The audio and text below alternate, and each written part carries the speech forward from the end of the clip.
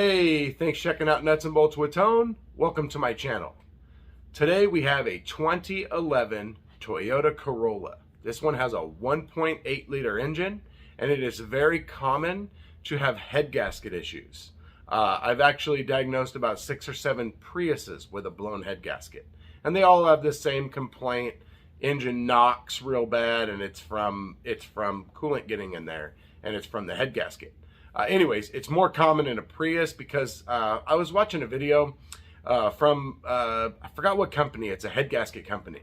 And they were talking about because the Prius has because the engine starts and stops and starts and stops, it has so many more contraction and expansion of the head gasket from the heat and cooling off and the heat and cooling off, that it causes the head gasket to blow because it's constantly moving. I don't know if that's true, but that's what they said. Anyways, this is a Corolla, a gas engine, no hybrid. So in this one here, it seems intimidating because it's got a timing chain, it's got dual overhead cams, and you just think like, oh man, this thing's gonna be, take some special tools and all that. No special tools. You can get this done with just your regular ordinary tools, and I'm going to show you how to do that. We're going to get into it. This one had a blown head gasket. It had a cooling fan that failed, and the fan blade completely broke off of the fan, and so it blew the head gasket pretty bad. And so we're going to get into it right now. I'm going to show you how to pull that cylinder head. Let's get into it. 2011 Toyota Corolla, 1.8 liter. This one has a blown head gasket. I had overheated, I had a bad cooling fan, and so we're going to be pulling the cylinder head. I'm going to tell you how to take this head off of this engine. This is the same engine that's in a Prius of this generation. It's very common to blow head gaskets. The Priuses do it quite often. I've had quite a few that come in. Usually makes noise, and first thing I do is block test it, and it always fails. Now, a Prius has an EGR cooler right there, and so you can't see a lot of that. It's a lot more difficult to take this head off on a Prius. But this one here, we have all the room in the world. So we're going to be taking all this off. Step one is to remove the cowl. The cowl is a big metal tray that sits right back there, right below the windshield. Step one, remove the windshield wiper blade, the windshield wipers. I like to put a piece of tape where the wiper blades end up, where they start and finish. There's where the driver's side starts. That one there in the middle is where the two come together. And then I put one on the passenger side where all the wiper arms, so that way I have no question as to where they lay.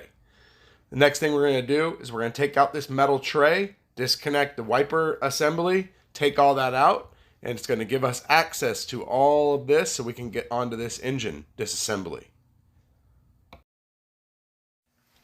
All right, so after that, the first thing we're going to be doing is we're going to be removing the intake manifold, the alternator, the thermostat, the intake air tube, and I just pull the whole air box out to get it out of the way. The thermostat is down below the alternator. We're going to be taking all that out. And so the alternator, the belt, and we're going to disconnect everything underneath the exhaust manifold. It's going to stay with the cylinder head. So we're going to pull the head off, and it's going to have the exhaust manifold attached. I'll show you everything to disconnect. All right, so the first thing you're going to do when you're taking off this intake manifold, we're going to go ahead and disconnect the battery. We got an alternator here. There's a 12mm bolt right here that holds this bracket on right there. There is a 12mm bolt that goes through the bracket right there into the ear of the alternator. It's actually right there. Right there. I leave it on because I just take this off to get it out of the way. There's a 14mm bolt back here, down here at the bottom of the alternator. Loosen this one up, loosen this 12mm up, and then run this bolt almost all the way. And then got a 10mm right here for the alternator cable. You got an electrical connector, and right here you have a plastic right here. And right here is a little tab, and you just pull it inward, and then it slides off of this bracket here. And then we're going to go ahead and just pull this alternator out and get it out of the way. All right, so there's that. All right, so to take off this intake manifold, you're going to have a clip right there. It's got a, you just have to depress it on each side and it'll pop out. Right above the starter is another one attached right there. It's hard to see. You can detach that as you pull the intake out, actually. It's really hard to get off. You're going to disconnect your AC compressor. And there's a knock sensor connector right there. You don't have to disconnect it right now, but we do disconnect it later as we take off the bracket and some other things under the intake manifold. For the exhaust manifold, you're going to have two exhaust manifold bolts from the flange. It's going to have a spring on them. Once you detach that, there's a bracket that attaches the block to the exhaust manifold. You got 2 bolts in the block, and you got 1 bolt in the exhaust manifold. There's also a little bracket that goes on the bracket that you have to take off. Once you get that off, you can take the bracket off. Then you could just pull the exhaust back, and you have a lot of room. That oxygen sensor, the rear one, stays in with the car, and this exhaust has a lot of flex. Not like a Prius. A Prius has very little flex at all. The next thing you're going to do is over here at the timing cover, you're going to have an oil pressure switch and a crank sensor and a plastic tab on a bracket that's mounted to the timing chain tensioner. You're going to disconnect all of that because this harness is going to be completely disconnected and moved all out of the way. So get all that disconnected. And then we're going to be supporting the engine from the oil pan. I'll show you how to do that later. You're also going to be disconnecting this oil filter housing and the balancer.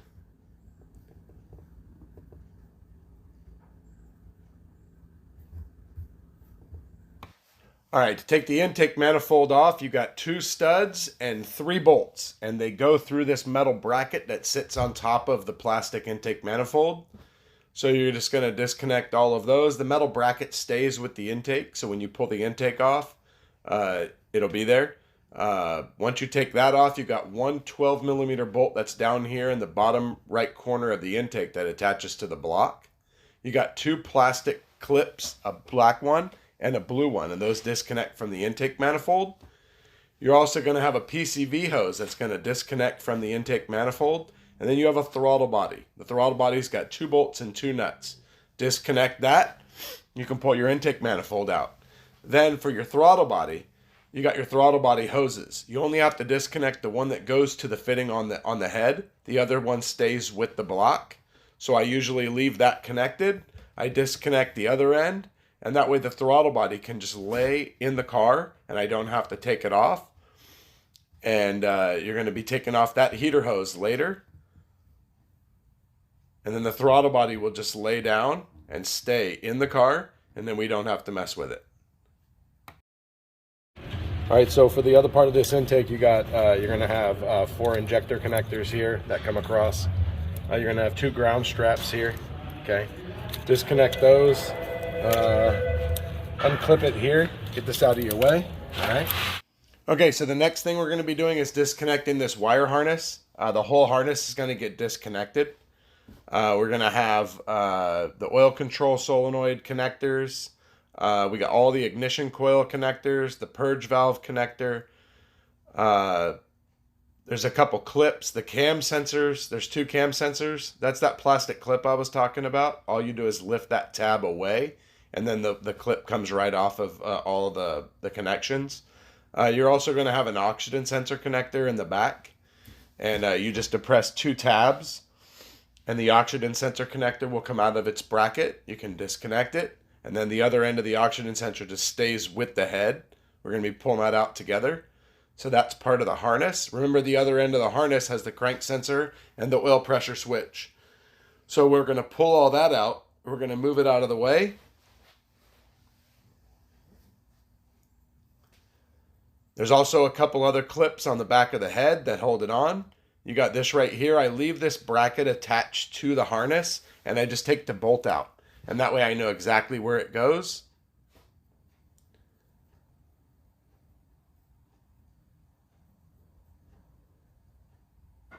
We're going to be taking the oil control solenoids out because you want to put this valve cover in the parts washer and you don't want anything electronic in it.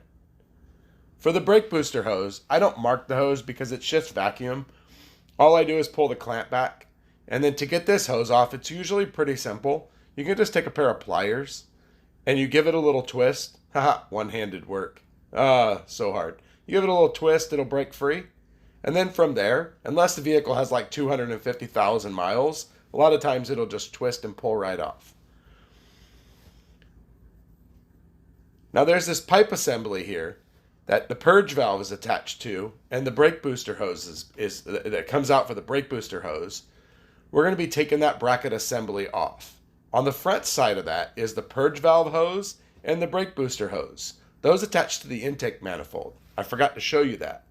Once you disconnect those, you leave them attached to that pipe assembly, and you can just fold it out of the way.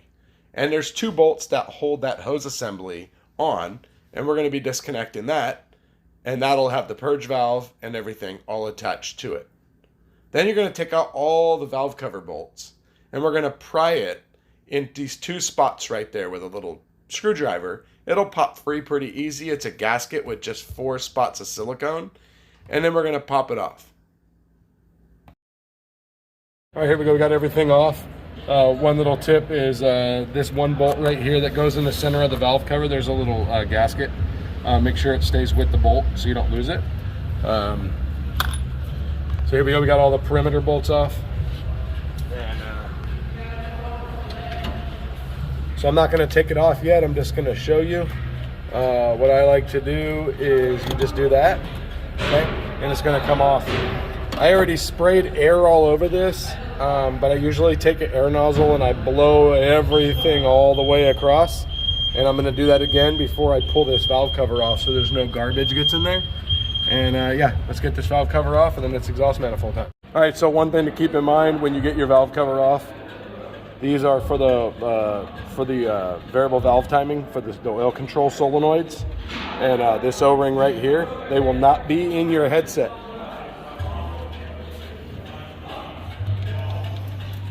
So we're going to go here. It's going to go in here and in here. They are not in your headset, so make sure that you order those because you're going to need them. Okay, so once you got the valve cover off, now we got to get this fuel rail off. I think we're just going to leave the exhaust manifold on and we're just going to pull the head out with the manifold on. So the only other things that we need to do is, so disconnected the upper hose here, heater hose here, throttle body hose. All right, now this hose back here, we don't really need to touch that one. What we're gonna do is we're gonna disconnect the bolt here and the bolt that's under here. And then this whole pipe is gonna lay down. That way we don't have to disturb this connection here. To get this fuel line off, gotta pop the plastic cover off that's over the fuel line. And then basically the fuel line's got a spring clamp in it, and it sits like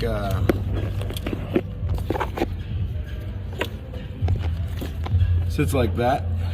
So what I do is I have a tool that's like this, that's long and skinny, and so I just put it over.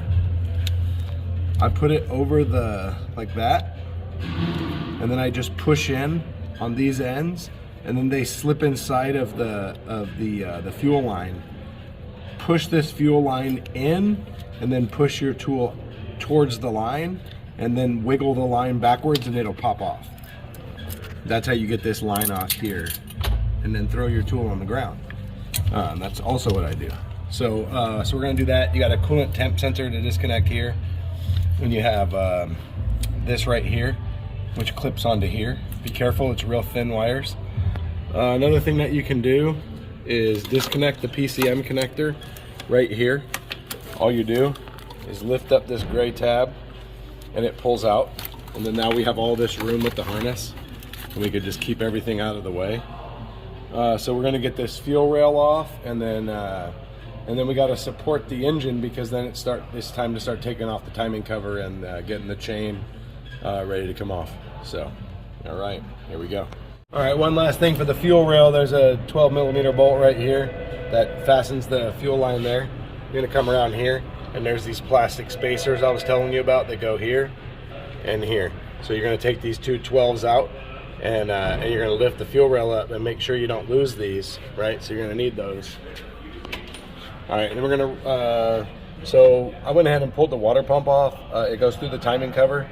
So it's like 6 bolts, I think, 12mm bolts. Next step we're gonna do is you roll over the engine until your mark is at 0. And when it's at 0, you wanna make sure your cams are at 0. So this one here should be at the top, and that one there should be about the 1 o'clock position. All right, that shows you if you have it in the right spot.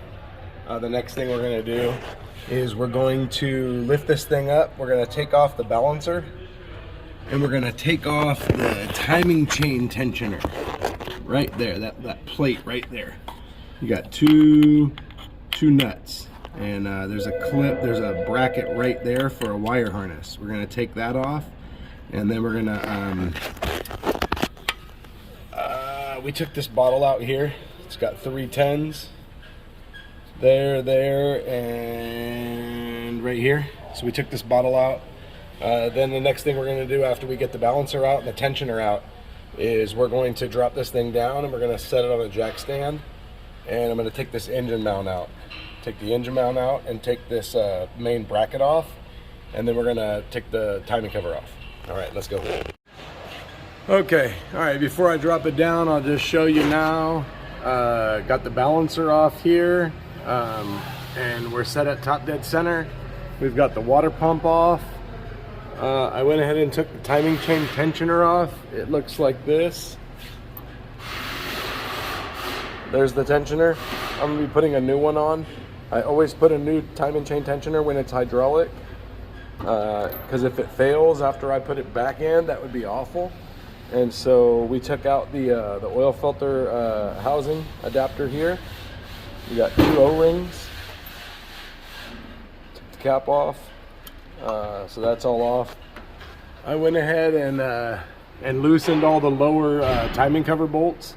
So in the morning, I'm gonna come in and I'm gonna put a jack stand with a block of wood right here, because we got to send it to the machine shop, so it's gonna sit. So I don't like to leave it on a jack.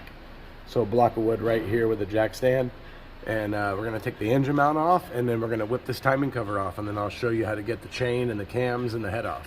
All right, let's go. All right, so before I drop this down, let me show you a tip that I have. So I usually will use a block of wood like this, and I'll put it on a jack stand or a jack, you know, whatever you want. But what you wanna do is you wanna find a spot on the oil pan that's gonna hold it flat. Because you know, you want to make sure it's not like this, because the engine's not going to be supported on this end, and it can tip, and you don't want it to, you know, to sway or move. It just makes it harder to put back together. And so I'm going to put the block of wood like this. You can see it's pretty flat, and because there's a flat spot on the oil pan, you can see right there. All right, so we're going to drop it down, and we're going to put this on a jack stand, and we're going to take the engine mount off and take the rest of the timing cover off. All right, let's go. Okay, so underneath there is a nut, and it's a 14mm nut right there. And then it's a 14 and a 14 and a 14mm bolt and 2 17mm to get the mount out. Now we got the bracket. It's 3 14s. You got to take out that 8mm stud to get the bolt out. You could take it out with a wrench. It just takes longer. Take the stud out, take the bolt out, put the stud back, you're good to go. Bracket's off. 3 14s. And one last thing for this timing cover. There's one bolt. There you go. It's right there. It's kind of hard to see. It's a 10mm bolt. Now that 10mm bolt also has a washer on it. Don't lose it, and keep it with the bolt. Okay, so this thermostat housing right here attached to the timing cover, I forget this every time. You got to take off these 2 heater hoses because the bolts for the bracket are behind the heater hoses. So you got to take the heater hoses off, and then you unbolt the bracket. It's 4 bolts. You have the engine oil dipstick attaches right there. And then once you detach that, you just roll it out of the way. And then you take the bolts out, take the bracket off, and now you can pull the timing cover back. Okay, so I forgot to update you. Mark your chain to your cams. Mark both. Just wipe the oil off. Use your paint pen. Mark both chains to both cams, and then down here, I already took one of the guides off, but you could see how the chain, it has slack. The chain can't jump because of the guides, so mark that, and then you'll know where it goes. You can already see how it's kind of doubled over. That's because of the way that when I took the guide off, that's kind of just the kind of way it falls. You don't have to touch the oil pump chain at all. Leave that on. And so there you go. You can see I already have the guide off. Now that one guide, it just slides onto a pin, and the other end of it is from the tensioner. So once you slip that off, then you're going to take the other guide off, and then we're going to take the top guide off in between the two cams, and then we'll be able to slip the chain off right there. It's 2 10s.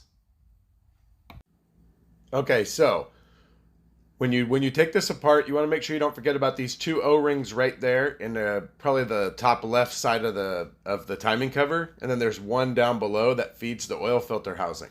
Don't forget those O-rings. There's no other O-rings, just those 3 on the inside of the timing cover. Those should be in your headset.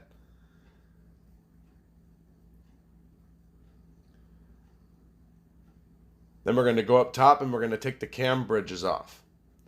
All right, so the cam bridges, there are 2 10s and 4 12s in every one of them. Actually, there is 3 12s and 2 10s in each one.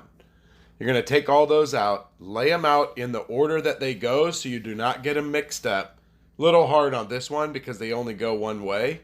And then once we get that out, we're going to get the cams out and we're going to pull the lifters out.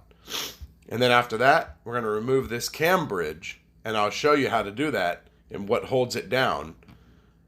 Let's go. All right, so when I tear down an engine, I like to lay everything out the same way. Here's the chain, how it lays on the car. The guide on the left goes to the back, and then there's my chain. Kind of shows how everything is oriented. I got the cams laid out the way that they go. The cam bridges, this is the way it's in the car. There's the back cam, there's the front cam, and then there's all the rocker arms, exactly the way they lay in the car. And as I pull out the lifters, I'm going to lay them all out the same way, just so they don't get mixed up. Then for this cam carrier, you got 2 bolts. One of them has a washer. One of them's long, one's short. The short one has a washer. Don't lose the washer. We're going to take them and put them over here. Just don't lose the washer. All right, now I already popped this cam carrier loose, but the easy way to get it loose, you take a dead blow and you just tap it across the front from across all the way across, and it pops loose, and then this cam carrier just comes off. Now it's silicone, so you just take it off there. Next thing I'm going to do is pull out all the lifters and lay them all out. Okay, so one tip right here is for these head bolts. Take an air nozzle and spray out the oil out of each one of the head bolts. If you don't do that, your socket won't drop down far enough and it could strip, and then you have to grind the head of the bolt off. This is a 12 triple square. If you're going to be doing head bolts, there's a lot of torque. Make sure you get a good quality triple square, so that way you can make sure that the head bolts do not round. I used a cheap one. It rounded. I had to grind the bolt off before I bought this snap-on set. It sucks. Don't do it.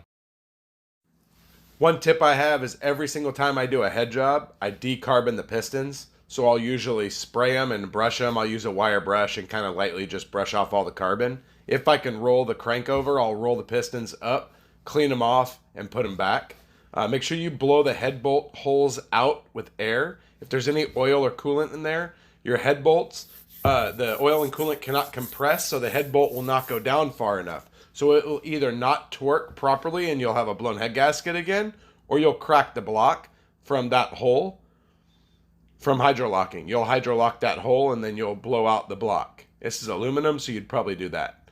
Every time you send a head out, make sure that you strip it. Coolant sensors, brackets, everything, because every time you don't, you will not get it back. The machine shop will forget, you'll lose it, you'll have to buy it, it sucks. This one we just have the exhaust manifold and the wire bracket. Once you pull the head off, before you send it to the machine shop, make sure you get a straight edge, a real straight edge. It has to be a straight edge that you buy and you lay it across, and you want to check with a feeler gauge at all the different points. There are specs for the actual flatness of the block. I use 2/1000 as my generic spec. If 2/1000 doesn't fit, then I call it good. Make sure that you get a good quality straight edge. They're not cheap. I hope you enjoyed this video. If you've never pulled a cylinder head on a vehicle, or maybe you've just never done one on this Corolla, maybe you've never dealt with a timing chain, whatever. Anyways, I hope this makes you feel comfortable in doing this type of repair, and moving forward you could do more and you'll feel great about it. I will also have another video on the installation of this head gasket with just some repair tips on how to put it back together. I hope you enjoyed the video. Hit that like button, hit that subscribe button, and hit the bell. You get notified of all my future content, which you're definitely going to want to see. Also, check me out on Instagram at Nuts and Bolts with Tone for my daily life as a mechanic, and I show you some tools that you're going to want to get. Cool tools, crazy diesels, gas. I show you all kinds of crazy stuff. So, anyways, thanks for watching, and we'll see you next time.